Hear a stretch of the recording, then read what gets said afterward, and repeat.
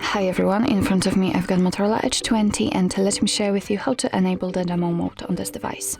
So first of all, let's enter the settings and now let's scroll down to the very bottom and tap on system.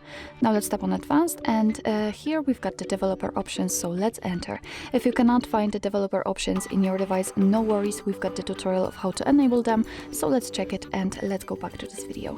So since we are in the developer options, we have to scroll down a little bit to find System UI demo mode. Let's tap on it, and as you can see here we've got two different options. So first of all, you can enable the demo mode just by tapping on the switcher, but actually nothing changed. It is turned on obviously, but it is hidden.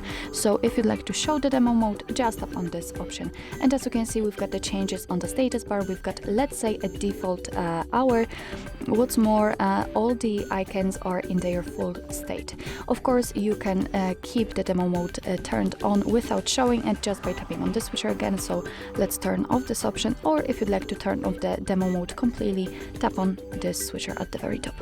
So actually this is it. This is how to enable the demo mode in your Motorola Edge 20. Thank you so much for watching. I hope that this video was helpful, and if it was, please hit the subscribe button and leave the thumbs up.